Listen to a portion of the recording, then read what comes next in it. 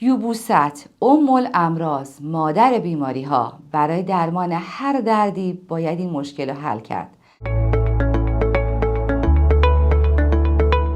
سلام به شما که دوستتون داریم، بی قید و شرط، فارغ از قوم و ملیت و نژاد و زبان و مذهب. از کامنت های زیبایی که برامون گذاشتین که خیلی مثبت بودن تشکر میکنیم. کلی انرژی گرفتیم و حقیقتا خستگیمون در اومد.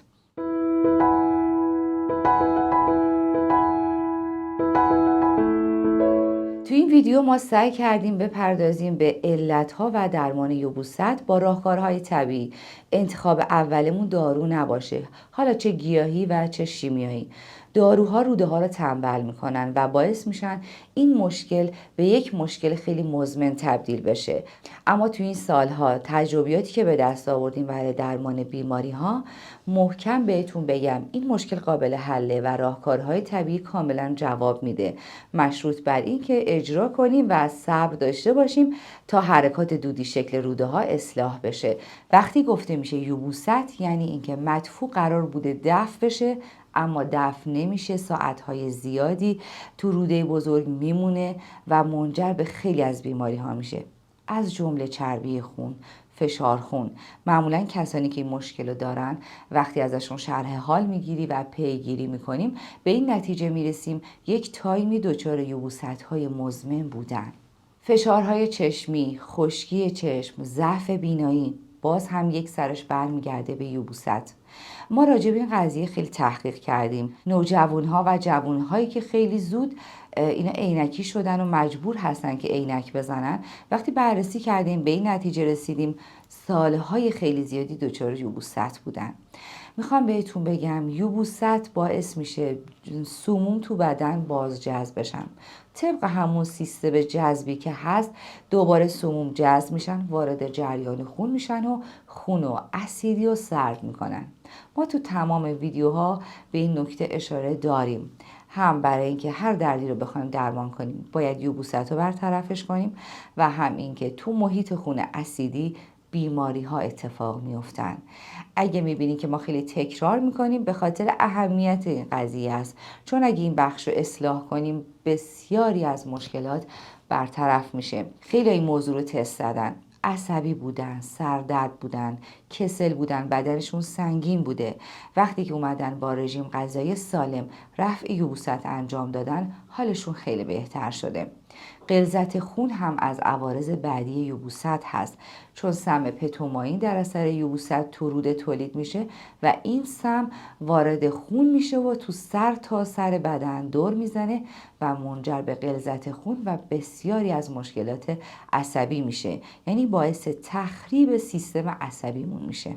انواع عفونت ها، محیط آماده میشه برای رشد انواع عفونت ها، باکتری ها و ویروس ها. ضمن اینکه ساخت باکتری های مفید هم در روده دچار اختلال میشه وقتی که فرد یبوست داره. وجود باکتری های مفید در روده بسیار اهمیت داره، هم پیشگیری از بیماری ها رو داره و هم اینکه به ساخت ویتامین های گروه بی کمک میکنه و اگه ما کمبود ویتامین های گروه بی داشته باشیم به جد سلامت خودمون رو به خطر انداختیم. کودکانی که بیش فعال هستن، کسانی که دیابت دارن، به صورت غیر مستقیم اثر رو بیماریشون میذاره و جالب اینجاست که رفع یبوست که انجام میدن تا حدود خیلی زیادی فشار از بدن برداشته میشه. مخصوصا کسانی که دیسک کمر دارن حتما باید اولین اقدامشون رفع یبوست باشه. بچه‌هایی که تب دارن میتونید اینو تست کنید، مقداری خطمی سفید تو آب دم کنید تو آب جوش و بعد بدید بچه بخوره. به محض اینکه دستگاه گوارش پاکسازی میشه چند درجه تب میاد پایینتر و شرایط بچه نرمال میشه، چون روده ها مسئول سمزدای بدن هستن و وقت فکر کنید راه خروجی سموم بسته باشه چه اتفاقی میفته؟ کاملا سلامت افراد به خطر میفته.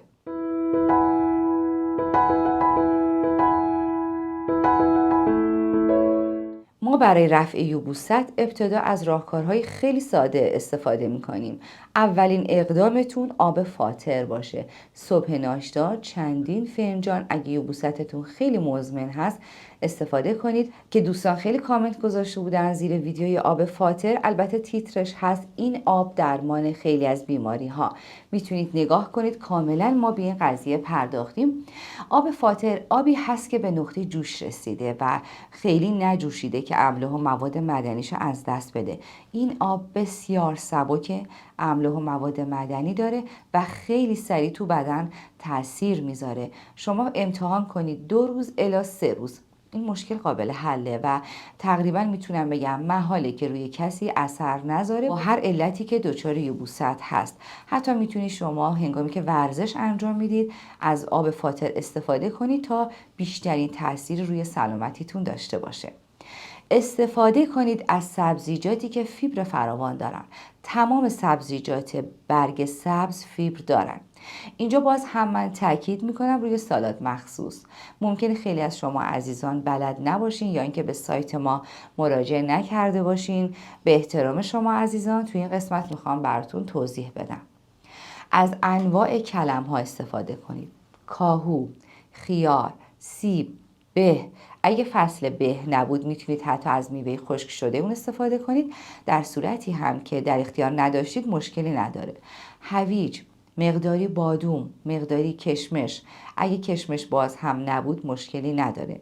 مقداری جعفری و برگ کرفس و 1 قاشق هم کنجد.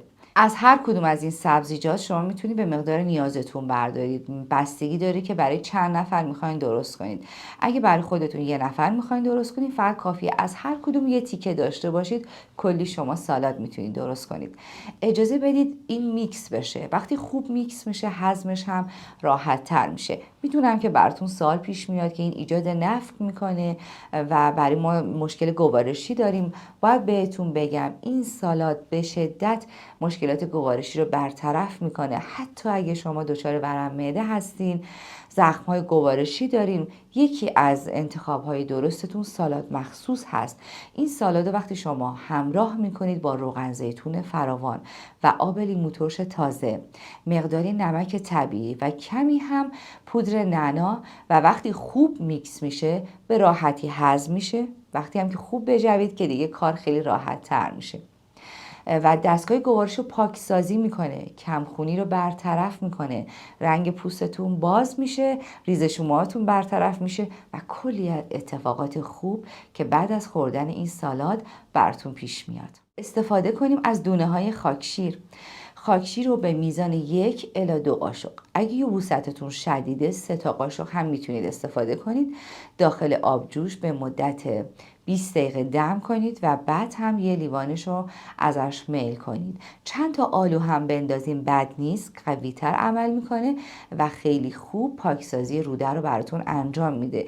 خب طبیعتا روز اول وقتی شما استفاده میکنید ممکنه که اثری نبینید، اما اگه تکرار کنید حتما نتایج اون رو خواهید دید. این موضوع رو باید حتما بهش تاکید کنم. اگه خاکشیر با آب یخ خورده بشه اتفاقا باعث یبوست میشه و اگه با آب گرم خورده بشه باعث رفع یبوست میشه. یک ملین فوق‌العاده دیگه انجیر هست که هم حکم غذا رو داره و هم حکم دارو رو داره. شما میتونید 5 عدد انجیر رو تو آب بخیسونید یا اینکه 2 گلاب بخیسونید و صبح ناشتا به آرامی میل کنید و اون آبش رو هم حتما بخورید تا کمک کنه که سریعتر این مشکل برطرف بشه. از آش و سوپ ها استفاده کنید. الان سبک زندگی ها طوری شده بیشتر غذاهای سفت استفاده میشه. کسانی که خیلی برنج استفاده میکنن دچار این مشکل میشن. میتونیم برنجمون رو کمتر کنیم یا حداقل در روز 1 وعده یه غذای آبکی داشته باشیم. از نکتارهای میوه ها استفاده کنیم، از آب سبزیجات استفاده کنیم. کسانی که این کار رو انجام میدن این مشکل قابل حله، اصلا مشکل سختی نیست. خودمون عادت ندیم حتما دارو استفاده کنیم و به اندازه کافی تحرک داشته باشیم، پیاده روی داشته باشیم تا این مشکل برطرف بشه. خیلی وقتا خیلی برای من عجیبه، ما بیمارانی داشتیم سالهای سال با سردرد درگیر بودن و این پناه برده بودن به استفاده از انواع مسکنها. در حالی که با رفع یبوست این مشکلشون حل می شده و خیلی ناراحت کننده بود که یک فردی 12 سال سردردی که ناشی از یبوست بوده داشتن تحمل میکردن، وقتی که یک رژیم غذایی پرفیبر سالم استفاده کردن یبوستشون برطرف شده و خلاص شدن از سردردهای 12 ساله. ما ایرانی ها خیلی عادت داریم که نون استفاده میکنیم و مصرف نونمون بالاست. زمان این خطرناک میشه که ما فقط نونهای بدون سبوس و سفید استفاده کنیم.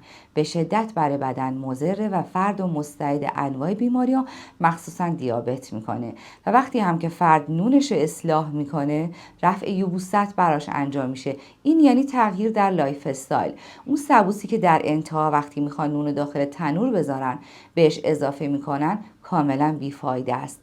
زمان این نون یک نون سالم و قابل تایید هست که سبوس داخل آرد باشه. این نون قهوه‌ای خوب پخته شده و میتونه دستگاه گوارش رو پاکسازی کنه. کلا غلات سبوسدار مخصوصا برنج، چون مصرف برنجمون هم زیاد هست، بهتره که برنج سبوسدار باشه. در صورتی که در اختیار نداریم یا دسترسی نداریم میتونیم سبوس رو جدا تهیه کنیم و در طول روز یا به صورت دمنوش استفاده کنیم یا اینکه وقتی برنجمون رو دم میکنیم مقداری روش چند قاشق بهش اضافه کنیم و این شکل برنج رو تغییر نمیده. پس از غلات سبوسدار استفاده کنیم، از آش جوی مخصوص استفاده کنیم.